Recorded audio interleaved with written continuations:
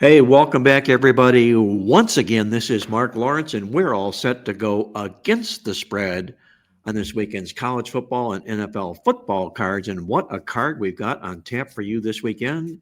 We're starting to get into the nitty gritty portion of the college football card, the NFL moving into week number 3. And with that, I want to welcome to our set our producer extraordinaire, Greg DePalma from Prime Sports Network. It's just me. Just you.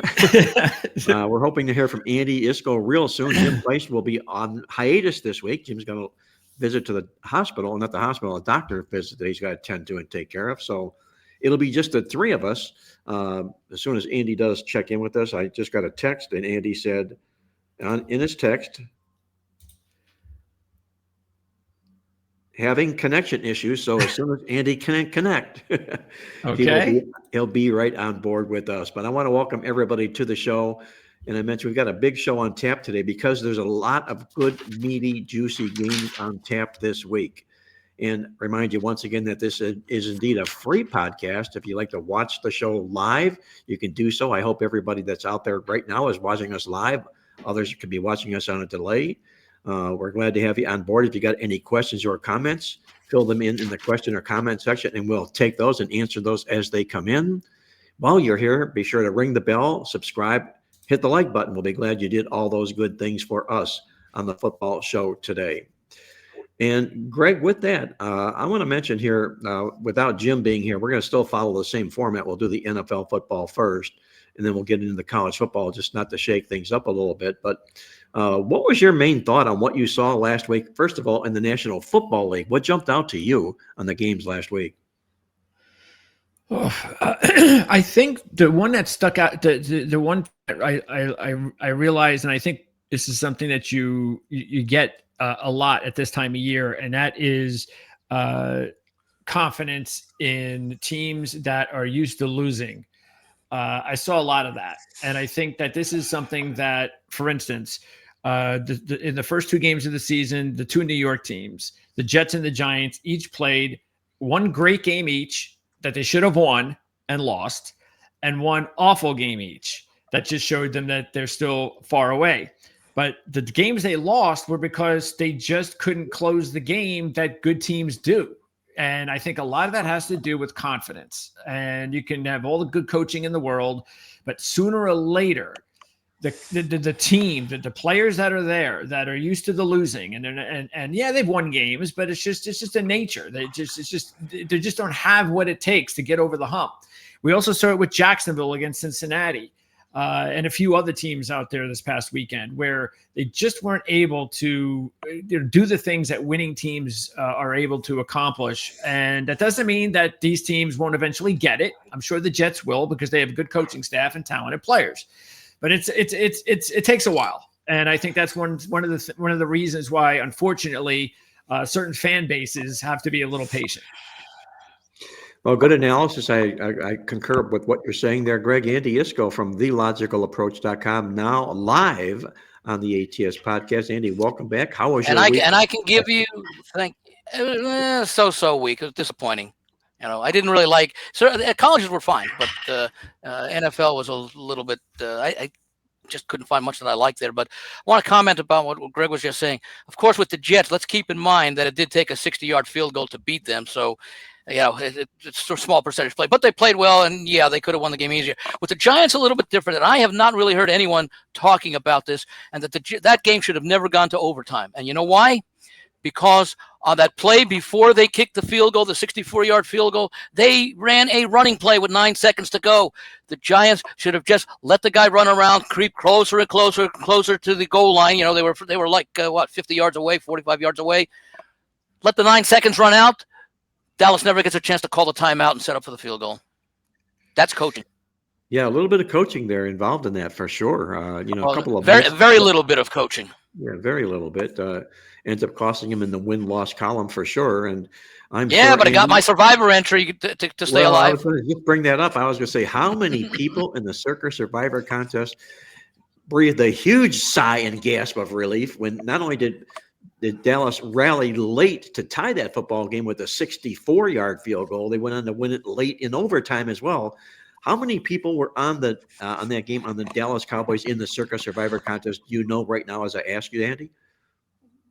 There were, let me put it this way. There were 5 very disappointed entries that had the Giants. However, the elation was spread amongst me and had the Giants. 5 people had the Giants actually picked them. However, myself. There were some unusual ones. So one person had the Titans over the Broncos. Whoa! No, wait a minute. No, I'm sorry. I'm sorry. I'm looking at the wrong week here. Let me get this out here. Okay. Well, two people had the Giants. Yeah, two people had the Giants. I and 3,505 other people had the Cowboys. Well, so that should have been, and I admit, it wasn't a bad pick. It was a pick that just shouldn't have worked. The Cowboys should have won. I mean, the Giants should have won there. Well, there's a lot to be said for that pick, Andy, and there was another bigger play that was maybe more popular than them, but because you can only use one, because you can only use one team once, you have to strategize a bit, and you also want to see the boat sink, if you will, with a lot of people on board, to wipe out a lot of people in a given week. And it looked like that was going to happen with Dallas. Maybe was that the second largest pick selection in the contest? They were actually the 4th. Let me run that down for you. I did this, I think, with Jim yesterday on our contest alternate line and teasers. Cardinals were number 1 with 5169. The number 2 selection was, if I can read my writing here, looks like the number 2 selection was still eluding. Do you ever get into a situation, Andy, like handicapping wise, where you can, like, have you ever been able to notice certain trends with? Anyway, there were 44. Yeah, here we go. Yeah, 44-20 were on the Ravens. 35-06 on the Cowboys. 16-22 on the Rams, and I'm leaving one team out that I think also won. All right. So the Ravens had the most, and they did blow out Cleveland. Okay. Well, Atlanta had the most, Baltimore second. Well, they had the second. Yeah. Are you surprised that people came more to Arizona? Cardinals had the most. Yeah. Yeah. Do you surprised there was more Arizonas than there were Baltimore in the contest, Andy? No. No. The reason being, Baltimore plays on Christmas against the Bengals at home. So it was a keeper and a saver. Yeah. Yes, a saver. And you may, for example, I'll be interested to see tonight how many are on Buffalo, because Buffalo does not play on Christmas and Thanksgiving. So you may as well use them in what should be their biggest point spread of the season at home. Which would likely be tonight. Yes. Yeah, because now in the Circa Millions contest, you rarely see, or let me reverse it. You usually see the 2 Thursday night teams be the bottom 2 as far as popularity and selections, because most people, and understandably, and I encourage people to do this for the folks I proxy for, is take the extra 48 hours to think about the other 4 selections, because you have to submit all 5 at the same time. So you may not want to risk a play points rise on a Thursday night game because you want the time for the other 4. Here with Survivors, just 1 pick a week. There's no reason to hold on to a team like Buffalo, especially given the fact that they don't play Thanksgiving or a weekend. So I was not surprised that Arizona was the biggest pick. I don't know which will be the biggest pick this week. You could go by the point spreads. It could be Buffalo tonight because, again, it's almost, most people are looking at a 12-point favorite as a free bingo square. And, in fact, I did a little research over the last 3 seasons, I think it is, 22, 3, and 4. Double-digit home favorites that lose outright, 7 out of 62.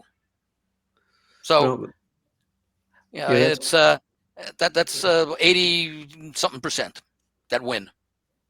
Just a little under 15%, right? What about the what do they call it, the Grandissimo? Grandissimo. I didn't see who it was, but one of the 69 entrants went down last week. They did. Wow. Yeah. Tell me it wasn't with the Giants. Oh, I hope not.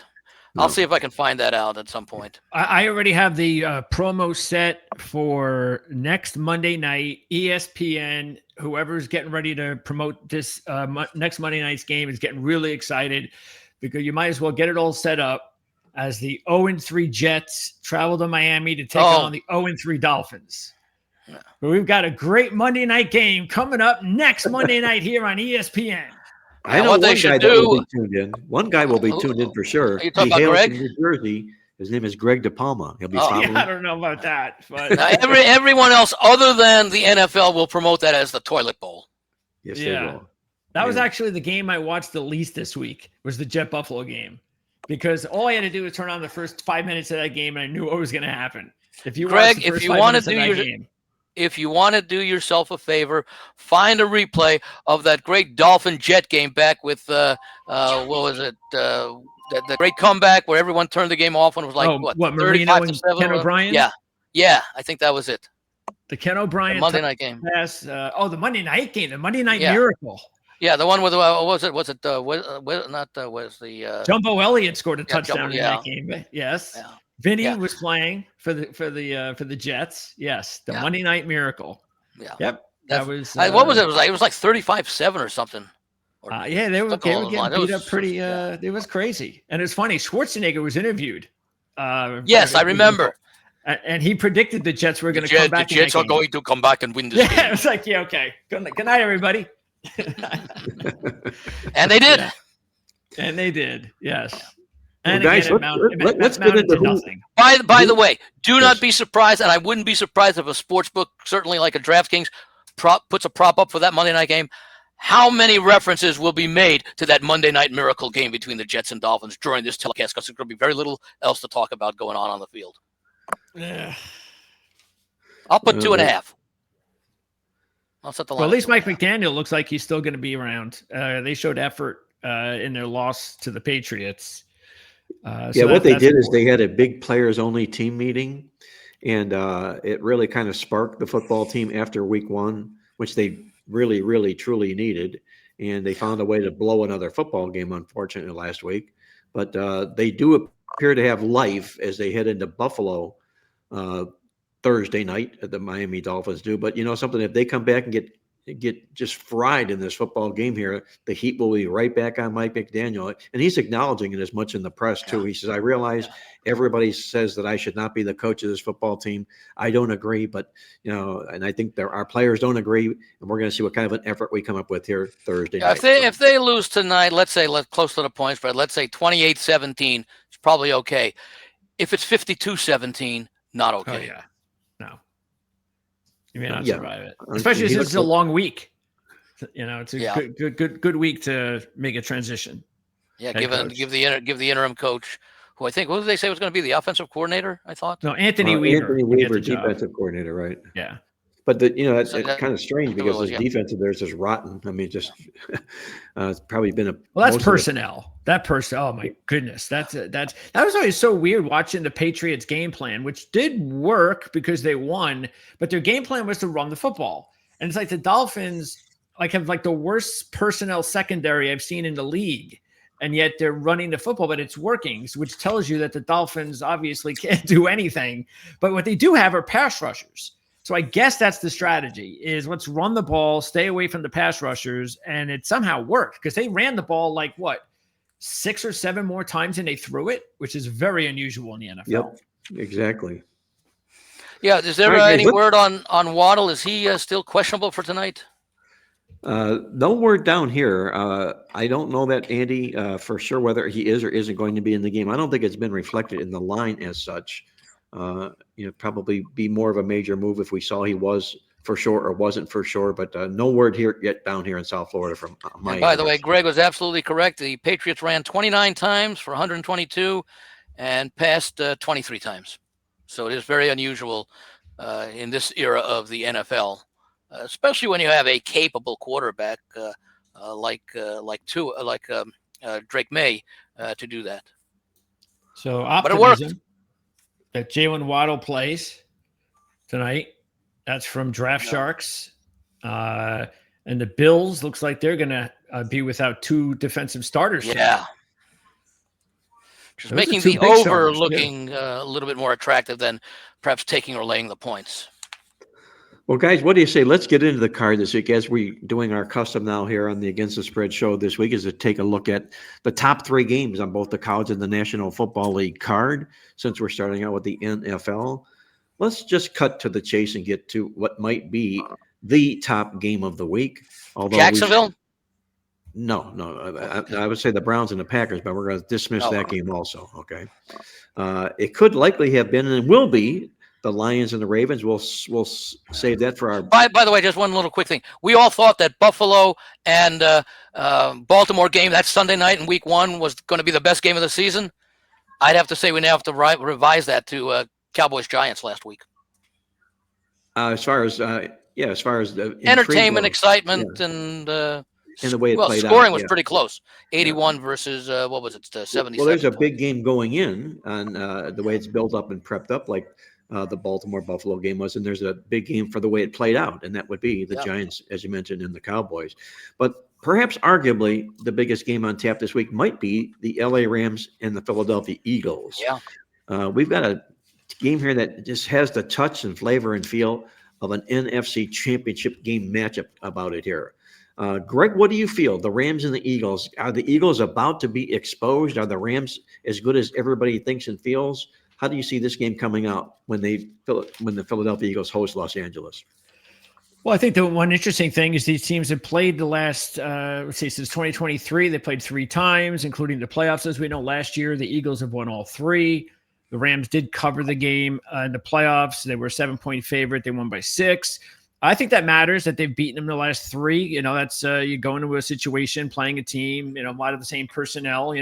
One team feels that they've got the other team's number. Probably saw that with the Chiefs and the Eagles last week as well. The line is now really low. I did not expect the line to be like 3, basically. That's showing an awful lot of respect to the Rams. And we like the Rams, of course. We've talked about them in the beginning of the season, so it's no surprise that they're off to a good start. I think the thing about the Eagles is real worrisome. And I'm not sure how many people outside of Philadelphia are really picking up on this, and that is that their passing game is just looked ugly. And we have to remember they have a new OC. And so far, this new OC has not figured out the passing game because it's been non-existent. It's been as bad as any passing game that we've seen in the NFL. That's how bad it's been the first 2 weeks. They've done nothing. It's been the running game and the defense that's been holding the Eagles so far in the first couple of weeks. Now they have to step up in competition with a really good defense like the Rams. But the Rams, Chiefs, very similar, good, strong defenses. Rams will find out how good they are and all that kind of stuff and revenge or whatever. But I still think, the Eagles are probably the play because you only have to give basically 3 points, and that's not a lot of points to give up to the defending champs at home. Andy, you think there's value to the Philadelphia Eagles, or you think there's a handicap to the LA Rams? I think from a point spread perspective, there's great value on the Philadelphia Eagles. And I'll point it out by saying, let's say that there's a 2-point home field advantage. So let's say if this game were on a neutral site, would you feel comfortable taking 1.5 with the Rams or laying 1.5 with the Eagles? I think most people would say I'd rather lay the 1.5 with the Eagles. On the neutral site, yeah. Yeah, on the neutral side. And keep in mind, they played Dallas, who we don't know. Of course, they were without Carter the entire game, and yet they still contained Dallas somewhat. The offense, of course, only they put up 24, I think it was, or something like that. And, of course, remember, that game also was marred by that lightning strike in the the lightning delay in the third quarter, and there was no scoring after that, so we don't know what would have happened that. And, of course, going against Kansas City, the strength of Kansas City for many years was the offense. Well, the last several years, it's been the defense. So yes. I can't really fault the Eagles too much. Barkley did have some really good games against the Rams last year. So I think that if I'm Philadelphia with the new offensive coordinator and everything, my game plan will be to expect the Rams defensively to key on Barkley, which should open up that passing game that Greg talked about. So I do like I like both teams. This game could realistically be a game that determines the number 1 seed in the NFC, the bye week, and the home field advantage for the conference championship if it gets that far. Because if you look at the way the NFC is structured, you still have to believe that the Rams are the team to beat in the West, and they're likely going to have double-digit wins because we don't know about San Francisco, but it's hard to see Arizona and or Seattle getting 10 wins this year, which is probably something that we could see in some of the other divisions. You have to believe that Philadelphia, which is one of these teams, will be the number 1. Will be the team to beat in the East. They could win that game by the division by several games because Washington figures to regress a little bit. They jump so much, Mark, as you know, from 2023 to 2024. Right. So they're due for a regression, especially the way they were involved in so many last possession games last year. If you look at the NFC South, Tampa Bay's probably still the best team. I mean, they're going for a 5th straight division title. They've started 2-0 for a 5th straight season. Baker Mayfield is really he's really been like the key player on this Tampa Bay team, and I think the defense even feeds off his toughness with the offense. And I don't see Atlanta mounting much of a challenge there, at least to win the division. What game are we talking about? We're talking about the Eagles and Rams. No, I'm talking about the number 1 seed, because the key point why this could be is if you look at the NFC North. I don't think we're going to see a repeat of a 15 and 14 win team with the emergence of Green Bay. So basically what I'm saying is the winner of the NFC North might likely have the 3rd best record of the 4 division leaders, with Philadelphia and the Rams having the best record. Well, they could end up beating each other up, as you say. Yeah, You're right, exactly right. Yeah, and the North is beating each other up. Yeah, they each go 4-2, because they each beat the Bears. And then the 2 losses, Green Bay loses to Minnesota, Detroit, etc. Well, guys, so I like Philadelphia here. If stats are your thing, we've highlighted this game in our midweek alert statistical newsletter, which debuts today. You can download that at playbooksports.com. A lot of great statistical information in there. And what we pulled out of the midweek this week is the fact that you've got in the Philadelphia Eagles a rare commodity. And what it is they've started the season 2-0. But they've lost the yards in both football games. And here they are, a favorite against a team from Los Angeles that, if you go back over the last 10 games, has won 8 of those games on the scoreboard and is 9-1 to the spread, 6-1 to the spread as a dog along the way, which makes, I think, the Rams a real competitive dog in a football game like this. And the question here, I think, for Philadelphia is, as Andy alluded to, Greg alluded to, where's the offense for Philadelphia? Where's it at? It's just completely no-showed. 518 total yards in 2 football games, both big wins, if you will. Kind of head-scratching and surprising in that sense. I'm going to grab the points with the Rams here. They're just playing too good of football here of late. And I think you're catching Philadelphia in an ideal spot here right now off these wins. And, let me draw this comparison, if I may, before we move on to our next game. Philadelphia displaced Kansas City as the Super Bowl champion. And what was the common trait that the Kansas City Chiefs had in all their years running in back-to-back consecutive Super Bowl seasons? Is they won a lot of games and lost the stats in a lot of those games. They would win games with phony inside-out stats and be out-yarded by their football opponents. And hence, what do we find Philadelphia doing? The same thing Kansas City did. So whether or not it continues that way in Philadelphia remains to be seen. Let me ask you a question about that, because you talk about in the stats, and I understand the concept, but I also, when I look at the stats, I look at yards per play, because you're drilling down into the stats. Then, well, the reason being is that if you score on a kick return, if you score on an interception return, if you intercepted the ball deep inside the opposition's territory, you don't have the opportunity to gain extra yards that would not be reflected in the score by itself. So when I look at the stats that matter to me, I look at yards per play on offense and yards per play on defense, and and obviously you compare 2 teams, who does better, because to me I call that my measure of efficiency. Because, and again, we see it sometimes with, like Cleveland and Baltimore last week, where Cleveland outgained them by 80 yards, but I'm not sure. I don't exactly remember what the yards per play was, but we see that very often, because remember, when you score on an interception return or a punt return, you kick right off. So that's an entire possession where you don't have a chance to say you add 20 to 50 yards, even if you end up punting or something. So that's the only question that I have about that. I understand the concept, but you're looking about 2 teams here with have great defenses, and I might look under the total in this one. There's one other aspect of the football game that I think we need to hone in on and watch moving forward down the line here. Last year, we talked about this a bit earlier, that the teams that met with the most success in the National Football League coincidentally happened to be the teams that led the league in rushing attempts per game. Yeah. Philadelphia was number 1, Baltimore number 2, Washington number 3, and Detroit number 4. They did really rather quite well, not only straight up, but also against the spread. You take a look at the same statistic out of the first 2 weeks of the football season this year. So far, number one, rushing attempts per game, the Buffalo Bills. Number two, the Philadelphia Eagles, back where they belong. It's all largely because of Saquon Barkley and the success that they meet with, and they continue to, it ain't broke, don't fix it philosophy. Number three, the Indianapolis Colts on this list here, gotten off to a pretty good start by controlling the line of scrimmage. Number four, the Atlanta Falcons, and number five, San Francisco. So keep an eye on that moving forward here, guys, to see exactly who positions themselves into the top five rankings of this particular stat.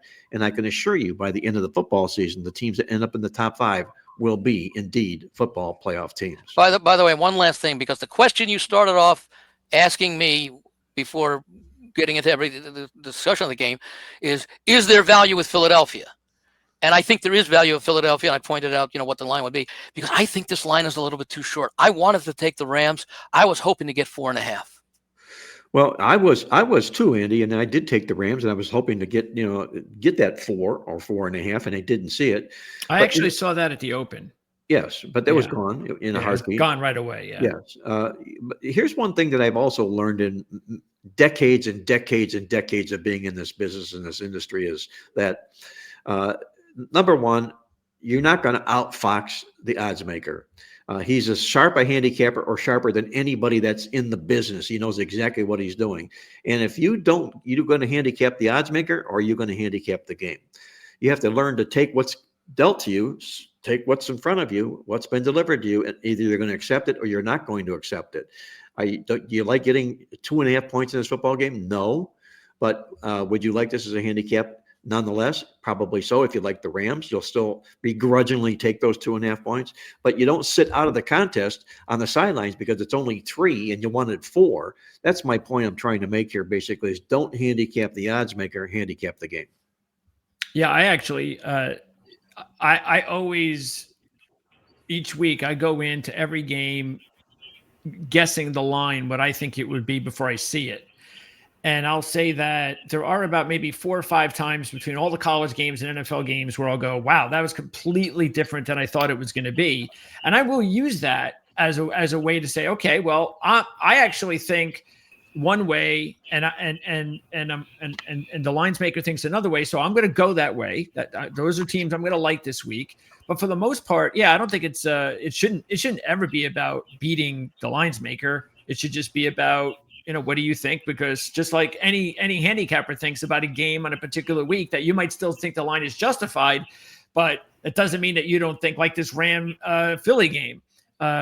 We could say that the Eagles are a good value, but that doesn't necessarily mean that we're like really hot on the Eagles. It could just mean that they're just a good value play, and that's it. And because I like the Rams as well, maybe this is a really good time, by the way, too, for the Eagles. Maybe it'd be better for them to lose this game, because the longer they go on with winning games only this way, then less noise will be thrown at this passing game and this OC. So maybe what they need is that Philly fan base really piling on to get the pressure going as soon as possible in the season so they can fix it. Well, I understand exactly where Andy's coming from here, from the value aspect of the football game. They are the defending Super Bowl champions. They're winning football games, and they're not being priced accordingly. But there's the other side. By the way, I was going to say one thing, and that is, in handicapping games, sometimes you're playing on a team, sometimes you're playing against a team. And this is one of those games I think you can make a case for either team, because there are more reasons to play on the Rams or the Eagles than there are to play against them. For sure there are, as far as the ons and the against are, but then you look at the other guy on the other side of the field, and you can make your case and point about being on the Rams or being against the Rams. I don't see a lot of negative situations for the Rams here as far as what they bring to the table. So bottom line here, we've got 2 votes for the Rams and 1 for the Eagles. Let's see exactly where this game shakes out come Sunday. Watch the line go off at 3 and land on 3. Yes, it probably will. 3. It does that quite often, as we know. Big game inside the AFC South this week. And I'm saying big game, at least from a need standpoint. We're talking about the Houston Texans, currently 0-2 on the season to begin the year. And for some reason, correct me if I'm wrong here, but everybody has this feeling about the Houston Texans that they're eroding. You go back, you look at this team. What have they done? They've won 22 games the last 2 football seasons, 11 each season here, but it's not enough. It's not enough for people that want more from C.J. Stroud and the Houston Texans. I'll pull out the fact that, yes, they are 0-2. They lost both football games and were soundly outplayed in those football games. They're going to take on Jacksonville. But look who they were against. Yes. 2 playoff teams, exactly. 2 playoff the teams. Rams, the Rams And they lost by a total of 6 points. Yes. Now you take a look at Jacksonville. They come in here 1-1. They look like they're pretty improved. Liam Coleman's helping, I think, the quarterback situation with Lawrence out effectively. But let's use that same analogy. Look who they've beaten: Carolina and a Cincinnati team minus Joe Burrow. So, where is Jacksonville and where is Houston? Where do you see in this football game, Greg? Why is Jacksonville favored in this game? Well, and that's actually one of the games this week that I was kind of off, because I did expect Houston to be favored by a couple of points. I think they deserve to. I think that they the respect factor should be there, as you mentioned, Mark, of just how this team has played and dominated this division the last couple of years. They are 9-3 straight up the last 2 years versus the division. And they're 12-2 straight up the last 14 versus Jacksonville. And yet they are a short dog in this game. So, and they're getting Christian Kirk back, it looks like, which is a big boost to the passing game. He's their number 2 wide receiver. So they are now they have Mixon's not back yet, so they're not totally healthy. But look, this is surprising to me. And this is why this is definitely one of my top plays of the week. I'm all over Houston. I'm with you. And I ask you, the question would be, what would this line be if you switch the schedules around and Houston had won the 2 games, had lost the 2 games that Jacksonville had lost, and vice versa? You'd have Houston as the games that Jacksonville played against Cincinnati and Carolina. Houston would probably be a 4.5 point favorite in this game. Yeah, this game does reek of a lot of value. I agree with you, Andy. It's it looks to me like what is the justification in the line? Again, I don't want to go back on what I just said and handicap the odds maker. Yeah. But if you're a value seeker, I think there's a lot of value here to the Houston Texans. I made this line Houston 4. Wow, well there you go. I'm definitely on them. That's a lot of it. Well, I'll make it a 3-for-3 vote with the Houston Texans this week here as well, guys. And I will say this: that in the history of the National Football League, since the league went to this newly realigned division format in 2002, there have been teams that start 0-3. Only one team has made the playoffs starting 0-3. That's the role Houston will look at. It's also the role Kansas City will look at if they don't win their football game. By the way, you bring up a very good point, because we've been hearing about it the last couple of weeks. Teams that start 0-2, like 3% of the time they make it. Well, that was great, because that was a 16-game schedule for most of those years. I want to hear about how teams who start 0-2 in the now 17-game schedule and additional playoff teams. Well, that won't be much of a research factor, because how long have we been doing 17 game schedules here now? 4 seasons, maybe 3 or 4 seasons. So it wouldn't be a long research per se, but and you have the additional wild card teams now too. Yeah, it's 2021 is when it started. It was the year of the COVID. 4 seasons. Yes. So 4 seasons. We can analyze it and see how teams started 0-3. I don't know if anybody has, because only one team did, and that one team that did and make the playoffs was Kansas City, in fact, who did it way back when, after this realignment has taken place. But we're going to make it 3-for-3 on our votes in this football game for the Houston Texans, feeling that maybe the wrong team may be favored here. That might be the argument, but I think there's a lot of other good handicap. I would have felt a little bit more about Jacksonville if Trevor Lawrence had played a little bit better. Yeah, he's going to improve. He's improved a bit, but not to the level that he's ever been expected to be. Yeah. Maybe perhaps he'll get better, and confidence may come if he wins this football game. And they're sitting there at 2-1, a full 2 games ahead of Houston in the conference standings. Well, I'm going to use the analogy, Mark, that you understand very well. Greg does as well. Houston's taking a big step down in class this week. Well, I don't know about a big step, but because they're looking up at Jacksonville's record. Considering who they played the first. Yes. From that standpoint, No, weighing it what I'm out, saying, weighing it no, I'm out. saying the quality of their teams. I mean, look who they Yes. played, and they are now taking a step down as far as the caliber of team that they are facing. At least based upon what we've seen the last few years out of these two teams, especially last year with Jacksonville's free fall, because Jacksonville was a 9-10 win team, I think, the two previous seasons, and also what we saw out of the first two games. And the quality of opposition, I think, has a lot to do in this early season. You take a look at some of these schedules, and you wonder how some of these teams are going to win 7 or 8 games because the schedule is so heavily loaded towards the toughness in the first half of the season. And conversely, you wonder how teams are going to lose games when all of a sudden you see that their first 8 or 9 games, 7 of them are against teams that didn't make the playoffs. Well, guys, don't look now, but there's something brewing over in the NFC West, where the Arizona Cardinals have now become a factor. They're going to be playing San Francisco, who, lo and behold, after all the injuries they had last year, all the injuries they started out this year, they start out 2-0 this football season as well. Greg, what do you make of this line, and does Arizona have a chance to get out of San Francisco with a win in hand?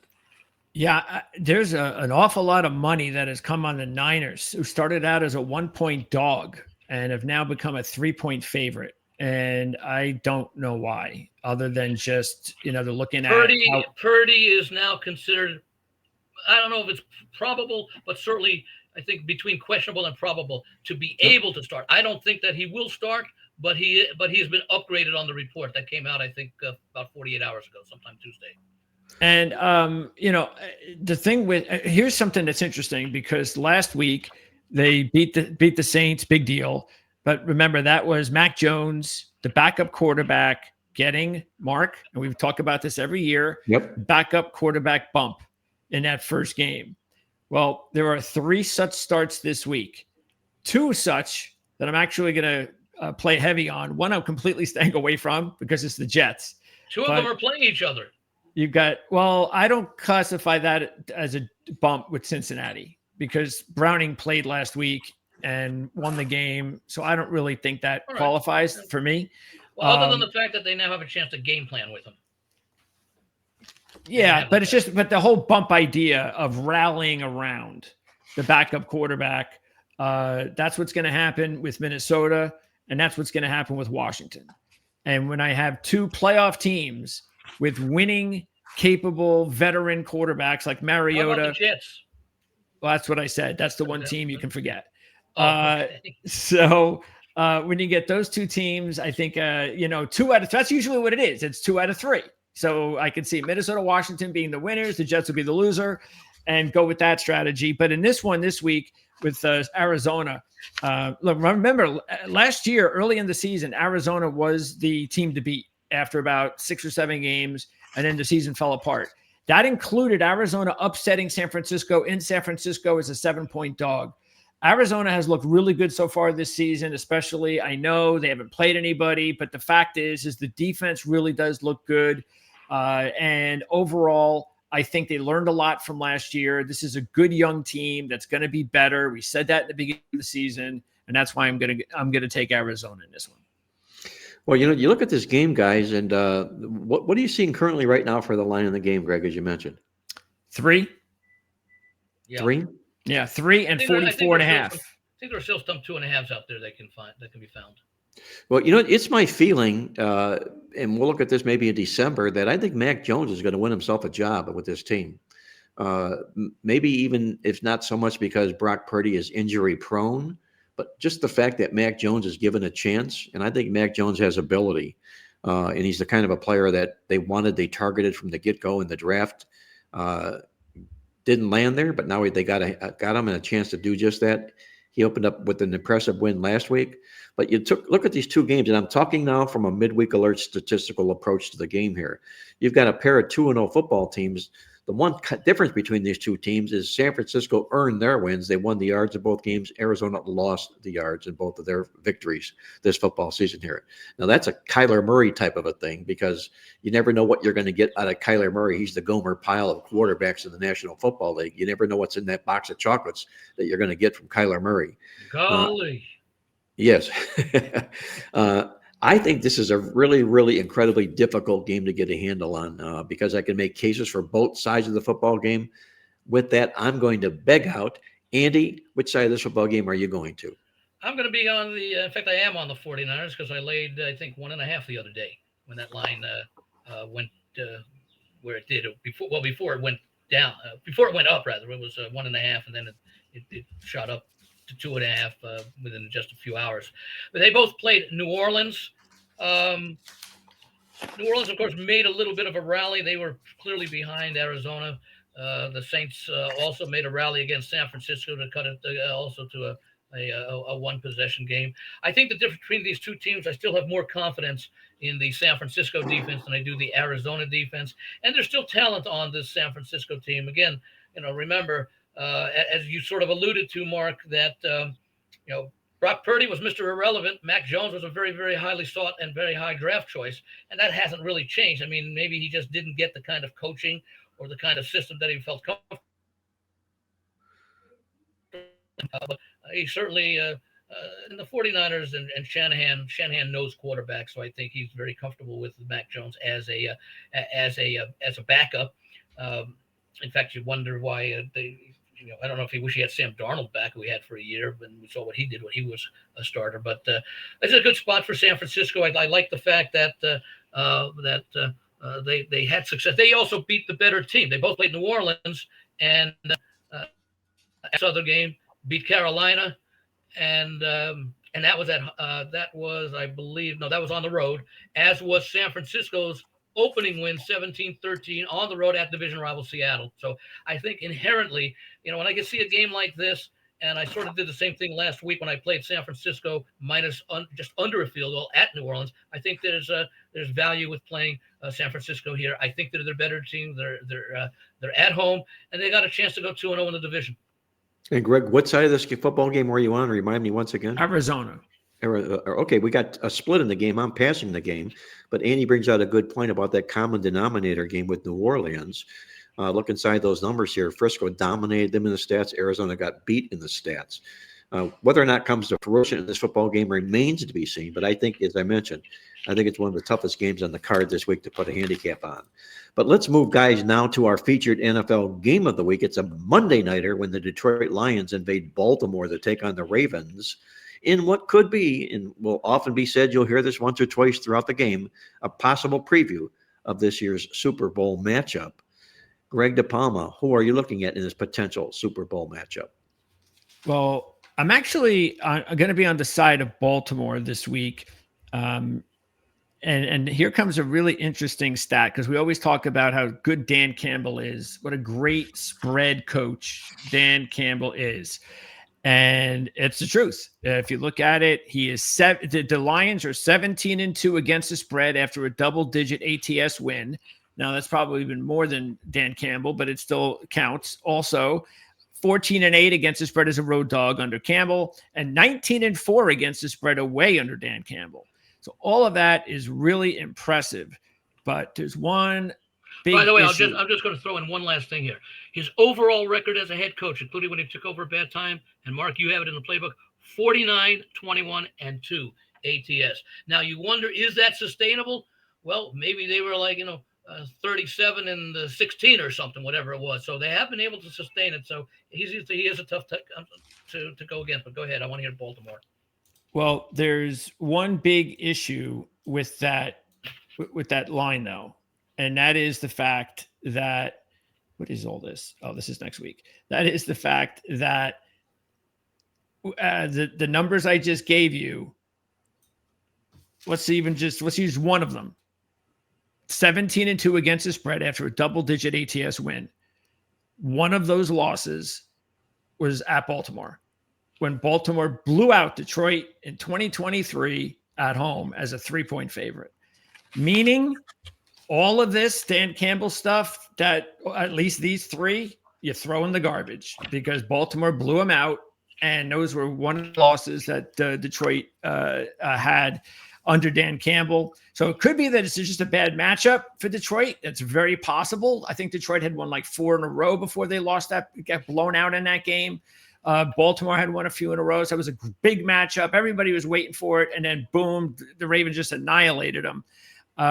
So I'm just going to take Baltimore also because of the fact that their offense is humming right now. And I think that's important. And also, I don't yet know what to make of Detroit. Yeah, they had the big blowout win of Chicago. I think some of that could have had a lot to do with emotion about their former coach coming into town and wanting to show him. But they didn't do very well the week before against a quality team on the road.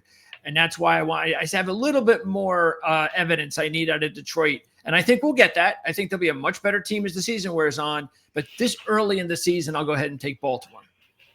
Andy, Lions or Ravens? I really like the Lions when this line was 6. I didn't get there in time to play it. Down, I saw the 4.5 now. So money is coming in on Detroit. I understand it. I like their running game. They're 2 quality running backs. And, Detroit's defense, let me see what they gave up rushing so far in their first 2 games. I think Green Bay ran for a whole bunch of yards against them, if I can find that out here. Green Bay only ran for 78 yards on 25 carries, barely 3 yards per carry. And in last week's game against Chicago, of course, Chicago didn't do a lot of running, but they actually ran for 134 on 27 attempts. But some of that was in garbage time, even though they were far behind. The point is, Detroit's running game, and you're talking about Derrick Henry here. Detroit's defensive run. You take a look at the last 2 years under Aaron Glenn as defensive coordinator. In 2021, they allowed 135 per game. In 2022, they allowed 147 per game. I don't know what they allowed in that game against Derrick Henry, but for the 2023 season, 91 rushing yards per game, and last year 103. That's a remarkable improvement, and it just goes to the notion that Detroit has improved their defense over the last few years, and that's one of the things that suggests that Baltimore may have to beat them with the passing game, because Detroit will probably have some success stopping Derrick Henry, though you never want to report that as a reason to play the game. There have to be other reasons, and part of it is the overall Detroit defense and the fact that with those 2 good running backs, Gibbs and Montgomery, Detroit can actually slow the game down if they wanted to, because they'll have 2 fresh running backs throughout the game. That being said, I still like the over in this game. But I think with this line, that value has gone down. That key number of 6, which is a significant number, has me saying I'm going to play Baltimore as part of a teaser. I'm going to be on the Detroit Lions in the football game. I'm going to be on the Lions as a teaser now instead of the straight play. Gotcha. Tease it up.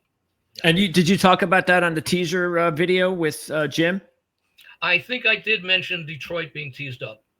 All right. Well, anyway, check it out, because that is already right now available on the channel. We posted it this morning. They recorded that yesterday because Jim had to go out of town. Normally it would be recorded on Thursdays. So you get an opportunity to check that video out early where Andy and Jim go over alternate lines and teasers, Mark. By the way, and the contest review as well. By the way, Greg, we may end up doing it on Wednesday afternoons going forward. Oh, okay. That'd be cool. Give it a little bit extra shelf life, and also ease the burden on us for Thursday and Friday.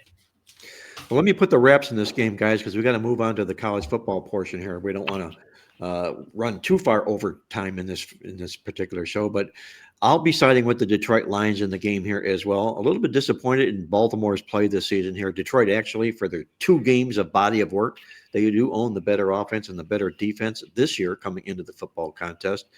You were talking about Dan Campbell's stats. He's a point spread monger. He just beats the spread with regularity, probably better than any coach in the National Football League does these days. But what's interesting, and we call this out in our Playbook newsletter this week here, is whenever he has been an underdog against a team that comes off a double-digit win, he's 14-2-1 against the spread. That's the role that he'll be in when they take on the Baltimore Ravens Monday night. Give me Detroit plus the points. So that was, let me check and see what Baltimore was when they played him in 23. Say that again. What is that one? 14-2-1. When? In his National Football League career. Against an opponent coming off a double-digit win. Off a double. Let's see if Baltimore was coming. No, they weren't. So that'll work. Baltimore, before that win, before they blew out Detroit in that game, the week before they beat Tennessee by 8. So that would not have qualified. So there's a good one. I'm going to think that a lot of times he snuck up on teams because he hasn't always had a quality Detroit football team that they've turned into here of late. But, Anyway, that's the number that he brings into this Well, particular keep in football mind, in game. fact, that was the year that Detroit, and I think it caught a lot of us because Detroit, well, they had gone from 3-13-1. The following year, 2022, they were 9-8, and we thought that they had made too much improvement from the 3-win season to the 9-win season, and we turned out they made even more improvement because they went 12-5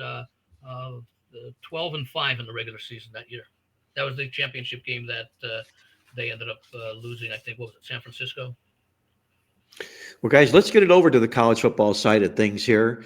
And first question before we set the table here is, what have we learned so far in the college football season to date? Greg, anything you move forward with what we've learned in 2025 college football? Yes, that I think that parity definitely exists more than ever. And I think that includes even the SEC. And, we talked in the beginning of the season about whether or not we really truly believed, like, could a team like Vanderbilt compete with the big boys? And, the answer is yes. I really do believe that. And nobody would have ever guessed that. Pavia first round quarterback pick? No, he's I don't even think he's going to be drafted. He's not that type of quarterback. No, he has no arm strength. Yeah, he's going to be one of those quarterbacks that has a great college career. And who knows, he might be able to make it as a nice little backup. You bring him in, and he'll do things that you don't, like a Doug Flutie. Something like there you go. Yeah, maybe something like a Brock Purdy who barely got drafted. Yeah, so you never know. Right. And he's got the experience. So, but yeah, he probably won't be drafted. But what I love about not just Vanderbilt, but I'll include Missouri. And you know what? If Auburn beats Oklahoma, Auburn. So I think any team now in college football has a shot to beat the big boys on any given week. And we just never were able to say that before. And so that's the thing that I think I'm a little bit more excited about more than anything. I think this is a wide open season. Andy, what have you learned so far at college football? I know we're not quite to the end of September, but anything jumps out to you? Yeah, Notre Dame's in trouble. Oh, that was going to be my comment, Andy. So go ahead. I'll let you expound on it, because I'll just say the other one is Clemson's in almost as much trouble, other than the fact that they could still win the ACC title and get like maybe 10 or 11 seed. But we know if Notre Dame runs the table with those two losses, they'll be in the playoffs. And the one other team that might have a little bit of something to say in that, we know the great start that South Florida had. That included a win over Boise to open the season. And, of course, South Florida suffered that loss last week, which was not a surprise to very many people. Boise has a realistic shot at running the table. So they could end up going winning their remaining games, finish 11-1 in the regular season, win the Mountain West Championship, and make it in the playoffs as the Group of 5 representative. And you know why I say that? On October 4th. They'd have to beat Notre Dame. Yeah, exactly. Boise is at Notre Dame. And if they can win that and win out, the fact that South Florida beat them at home in the first game of the season would be the only blemish on their schedule. And that win on Notre Dame, unless Notre Dame, just totally goes 4-8 or something, which won't happen. Well, I tell you right now, though, if Notre Dame loses to Boise, that won't be looked at as a good done. win. No, 3 losses and they'll be done, right? Yeah, then they'll be favored in every game going out. I'm not talking about Notre Dame going 4-8. I'm just saying that if Notre Dame goes 4-8, the win at Notre Dame by Boise might not carry as much weight as if Notre Dame ends up 9-3, let's say. Oh yeah, even 10-2, and doesn't make the playoffs. It's not about Notre Dame making the playoffs. I think they got no shot. Yeah, well, again, that's the thing, though. If the point though is if Boise beats them, they have a very tough schedule. Notre Dame, like, just take a look at their schedule. I mean, they can lose any week to any of the teams they're playing, except Purdue. So they could, if they lose to Boise State, they could theoretically lose 5 games this year. And then people will look at that win by Boise and go, South Florida beat them. But South Florida still has a lot of work to do, because they can't now. They're in the driver's seat, but they can't afford to lose like 2 more games. I think they can lose 1 more game in the conference. But if they lose 2 more games and Boise runs the table, you might be right. Well, I got a comment, guys, in the coffee club. By the way, the other thing I was just going to say is that if Boise beats Notre Dame and Notre Dame ends up 9-3, that win at Notre Dame means that the win at Notre Dame means Notre Dame's losses will be to Boise State, Miami, and Texas A&M. 3 really good football teams, certainly A&M and Miami. That's the thing that might help Boise State, even with that opening. Yeah, but Notre Dame to be in the college football playoffs has no business losing to a Group of 5 program, especially if there's other losses that are dotting their. Well, they lost last year to Northern Illinois. Yes, they did. Yeah, but how many other losses did they have? None. That was it. That was it, right? They can't have 2 other losses in addition to a Group of 5 this year. It's just not going to happen. I agree with you, but losses are to Boise State, perennially barely below Power 4 conference caliber, and to A&M and to Miami. That could be a situation where Notre Dame could make it, because Notre Dame does have some tough games. Arkansas won't be easy. SC won't be easy. I don't think it'll happen, but I do think that that Notre Dame, it might not hurt Notre Dame if they go 9-3 and win every other game, and Boise ends up going 11-1. Well, as I mentioned, guys, I had a comment in the coffee club, and somebody asked me about Notre Dame. They don't deserve to be in the top 25 at 0-2. And my answer to that was really kind of succinct. And all you need to do, if you take a look at the power ratings that are in our Playbook football newsletter, they're compliments of Kenny White, odds maker in Las Vegas. His power ratings are really, really strong. You'll note that only 6 other teams in all of the FBS programs will have favored over Notre Dame at this stage of the season. Notre Dame would not be a dog to only 6 teams. Will they be a dog to? Everybody else will be favored. You're talking neutral field, right? Yes. So how could Notre Dame not be in the top 25 with that strength of quality of body of work that they have? Just because they're 0-2 doesn't mean they're not one of the 25 best teams in the country. It's just the way the chips fell. I almost put them in the top 12. How many other teams in college football would be? How many teams in college football would be 0-2 if they opened their season against Miami and Texas A&M? I'd say of the 135 other teams, maybe 85 to 90. Yeah, that's why I was seriously thinking about still putting him in the top 12 this week. The rankings poll that I put out every week. That might be a stretch. Yeah, that was a stretch. Yeah. I didn't put him in, but I was thinking about it. But yeah, no, I didn't. Because when I have teams like Florida State in there, that's why I was thinking about it, because I still had like a Florida State in there. But yeah, but top 25, absolutely. Where are they ranked, by the way? I think they're 20 something in Notre Dame. Oh, really? They're in the 20s. I'm a little bit surprised by that. Okay. Well, all right, guys, let's move it over to the college football side of things here. We're going to share 3 games with our listeners out there on the card this particular weekend. 2 of them. One is Friday night, Iowa at Rutgers, a good Big Ten football matchup. Andy, where does Iowa and Rutgers figure out in your equation? I kind of like Rutgers here. Don't know if I'll play it. It's a small line, but if I do play it, it'll be on the money line. Iowa, once again, really nice defense, but to watch them on offense is to wish you were watching them back when Alex played for them back then in the 50, 60, 70 years ago now. It's tough watching Iowa on offense. But, Ferentz has been there, 20-something years? He obviously knows what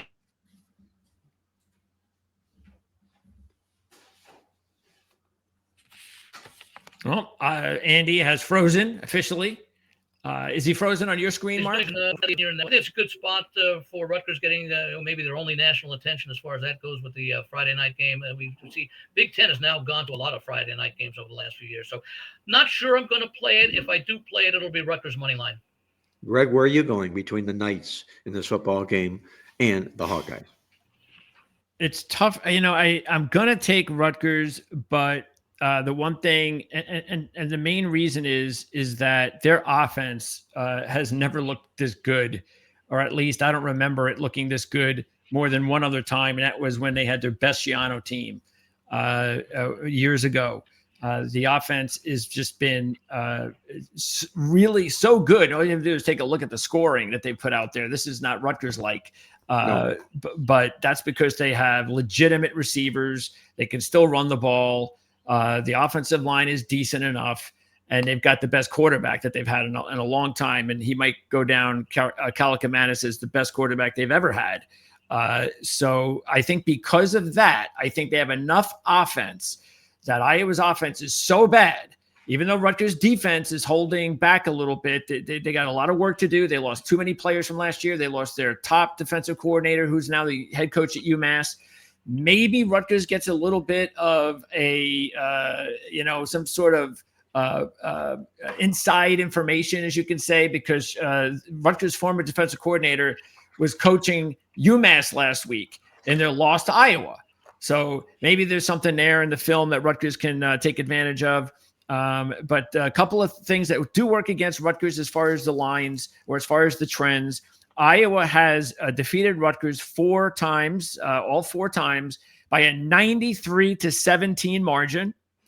And Rutgers, under Greg Schiano, is just 3-11 against the spread as a home dog since he returned in 2020.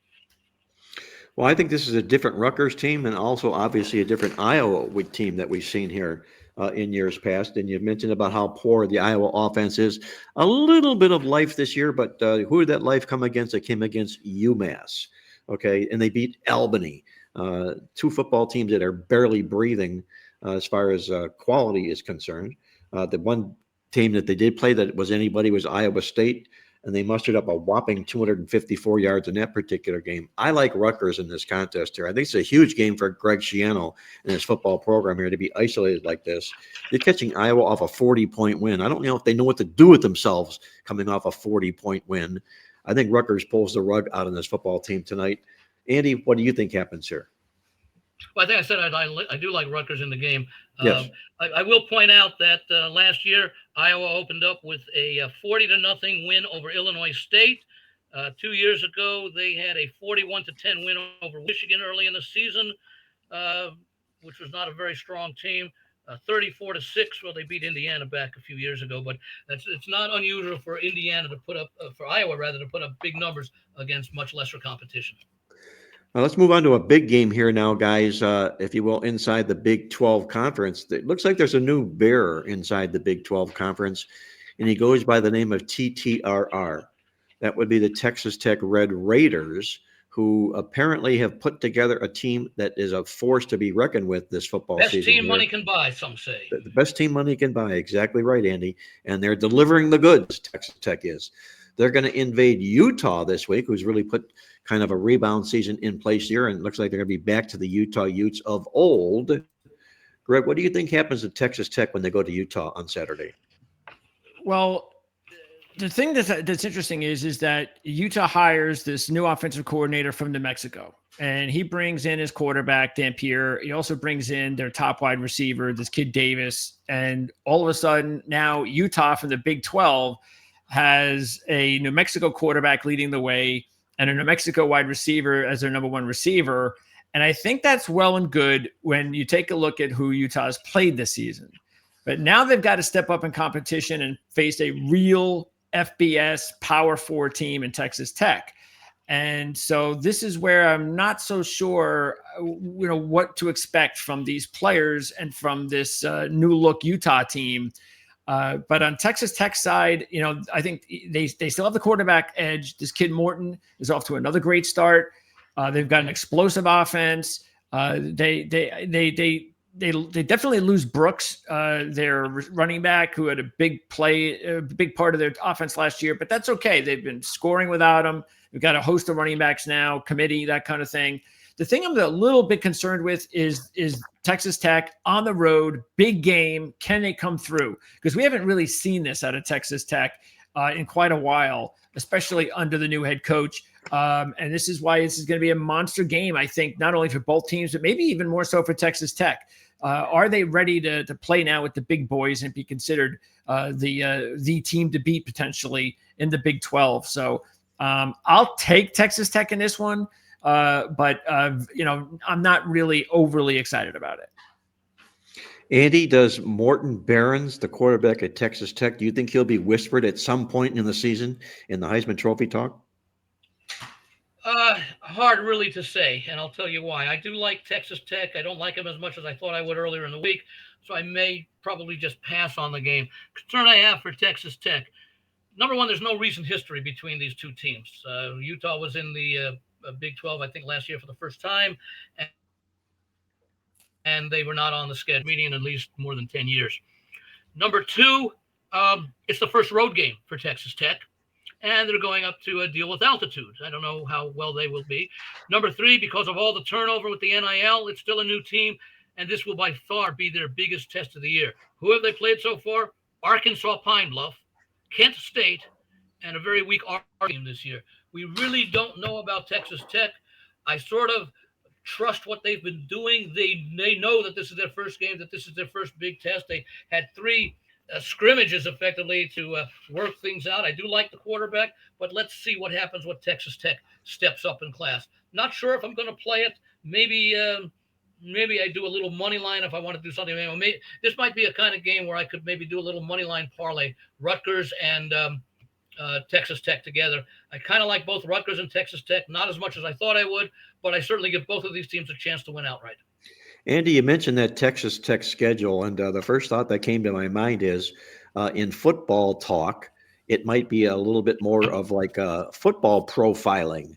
Their opponents, Arkansas, Pine Bluff, Kent State, and Oregon State, obviously sisters of the poor, and they've run these big numbers up against them. They've won the stats at over 300 yards in every football game they played. I think their biggest concern is the fact that they've done all this at home in their own play box. Now they got to step out onto the road and go into Utah in altitude at a pretty tough site to begin with. I think Vegas odds makers had a tough time with the line in this football game because there's a lot of expectancy from Texas Tech. They've delivered the goods so far. They've made no mistakes. And everybody knows Utah is for real. They're a real good football team here. Put a gun to my head, I'll take the points with Texas Tech in the game until they prove different to me. I do like Barron's, the quarterback. I think he's legit. We'll find out whether or not all that money pays off for Texas Tech. I think they're en route to having an outstanding season inside the Big 12 Conference. Let's go over to our big game of the week, God. We're going to label this the big game of the week, and it happens in the Big 10 Conference, if you will. We've got the Eyes meeting Illinois at Indiana in a football game here this week here. Greg, nice matchup here. The Fighting Illini and the Indiana Hoosiers. Both football teams have gotten off to impressive starts. Where do you think this game goes? Yeah, this is definitely a flip of the coin game. These are two very similar programs. Whoever wins this game is still going to be a nice sleeper for the Big Ten title. But I don't think it should be 6 points. I think that's way too high.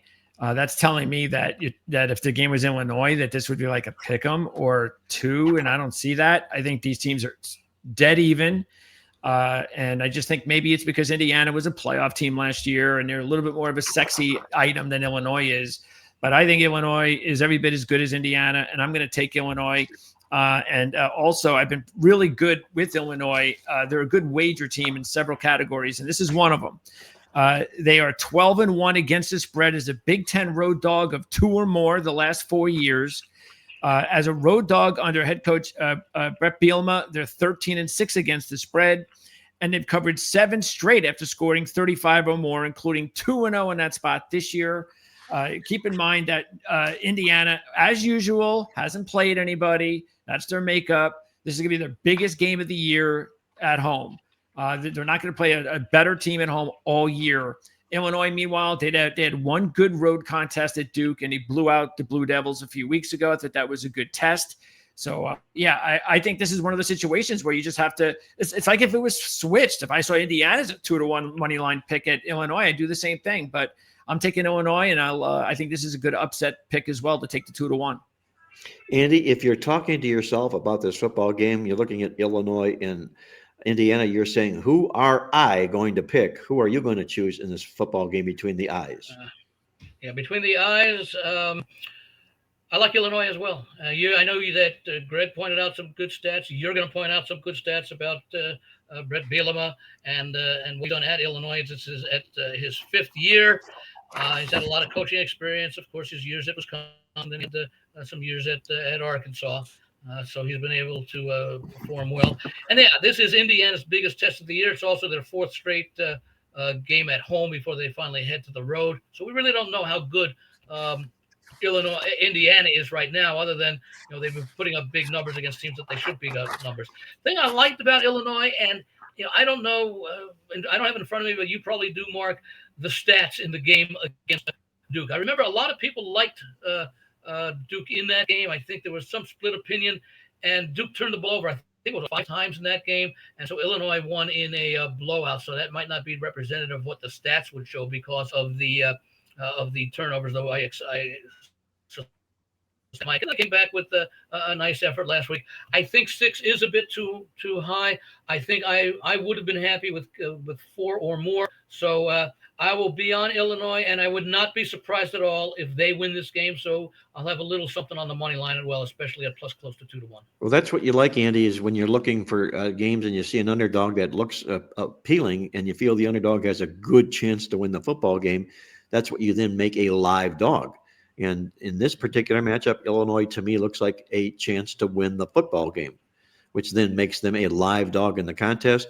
We talked about Texas Tech and the Sisters of the Poor, who they just played. And look at the Indiana schedule thus far this football season. Old Dominion, Kennesaw State, and Indiana State. They should be arrested for starting a season that way a Big Ten football program should. But they're not. They're playing in this particular football game. Or join the SEC. Or join the SEC, and then they're in step with the SEC. Exactly. The Brett Bielema stat that you mentioned that I'm going to share with our listeners out there is a good one. Since he's been in Illinois, he's been terrific on the road away from home. He's 15-3 to the spread. The Illini are under Brett Bielema, 12-1 to the spread when taking points. Give me the Illini with the live dog in this football game. Guys, we're going to wrap it up here because I have to get running here as well. But before I go, I was talking a little bit earlier about our just saying portion of the segment here, and I got past that. But there's something I'm going to share with the listeners out there that I call just saying.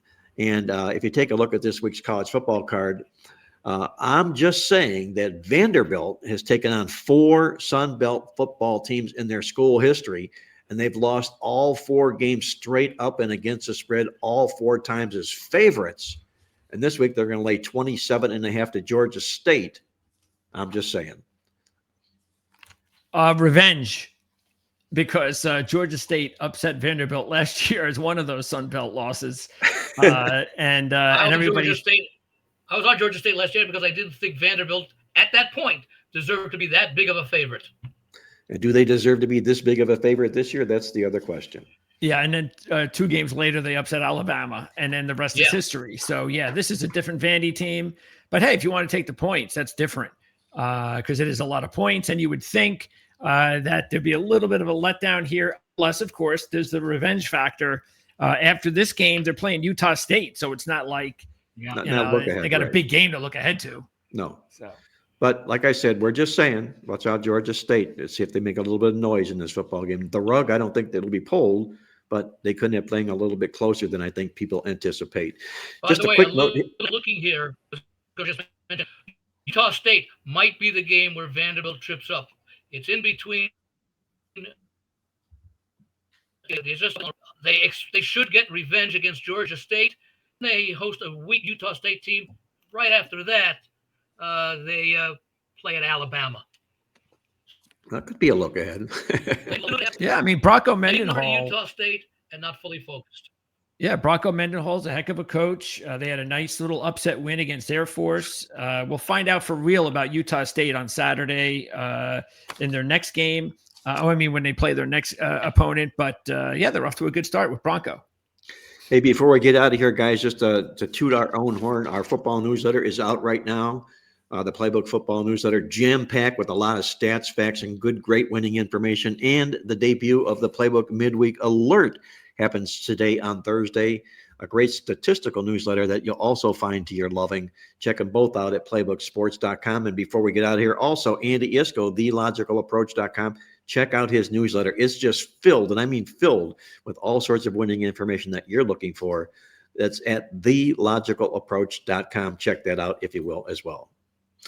Guys, that's going to put the wraps on this show. So until next week, once again, this is Marc Lawrence reminding you to always remember to bet with your head, not over it. And good luck as always.